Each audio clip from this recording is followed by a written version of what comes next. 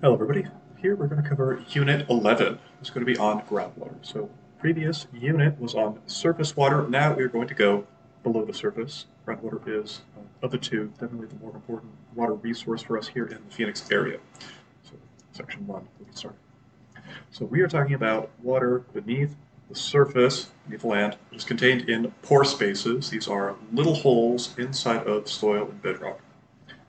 Generally speaking, groundwater goes up and down with topography, like the contours of the land. So you see a big hill, where the likely the water table is going to go up, or where the water is going to go up.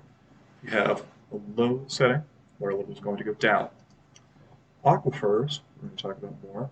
This is any sort of body of rock which has pores, little holes, and which is saturated with water. It's filled up with groundwater. The water table, just mentioned, is a boundary between your unsaturated zone, so water-free, dry soil, like you would get if you just dug down a little bit into the ground, and then down lower, saturated zone for soil, which is filled with water. All the holes have been filled with groundwater. So for a visual, and it's important for the mental model here, right? Think of groundwater. Don't imagine, at least for us here in Phoenix, that there's some enormous cavern, big holes, big cave systems. Those are not present. What we have is water filling in all of these little tiny holes inside of the rocks once you get below a certain point. Here we have called the zone of aeration, where there's no water, zone of saturation, where we do have water. This also has your wet season water table, it's going to be a little bit higher, more rain coming in to fill this up, and your dry season water table going to be a little bit lower.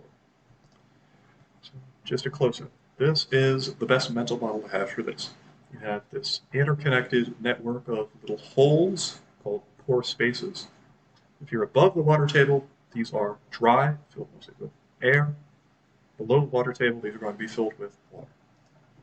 So from the point of view of water resources, Arizona is divided into these active management areas, AMAs, and irrigation non-expansion areas, which we're not going to talk about so much. But here in Phoenix, we have a sort of unified water county. So everything in this area is treated the same way with respect to water for the most part. It's all going to be sharing the same water system, using the same shared collected water resource. So Avondale specifically. So people in Avondale get their water from groundwater production wells. It's a groundwater source. But whatever is used by the city and by the greater area has to be put back. Those water levels would sink lower and lower. Eventually, it would be very, very difficult to have to source water resources from elsewhere.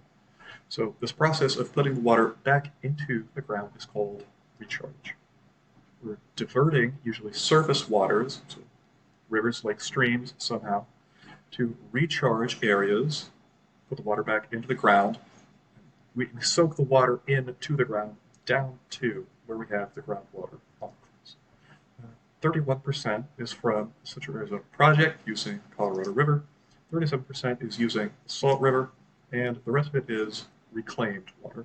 So this is retreated water. This is some fraction of wastewater, which people in the city use, and which goes back into the drinking supply after extensive treatment, of course.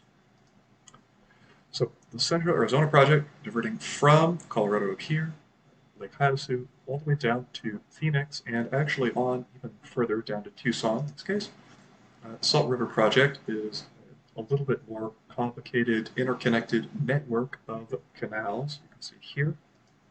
And in Avondale specifically, there is an extra step before the water is put back into the ground. It goes through what is called the Crystal Garden Wetlands. So this is a community project, something that is not just a source of beauty and recreation for the community, but also a source of drinking water, helps to filter out any contaminants, purify the drinking water even further. It's a place where you can fish, release, to walk around, and it also serves to help with the migration of birds. The fish and the plants and the birds and the entire ecosystem of these has a function, though, which is treating the water, helping to remove contaminants, helping to remove things like algae, helping to remove things like nitrate. I have a couple of pictures here. See our lovely bird friends.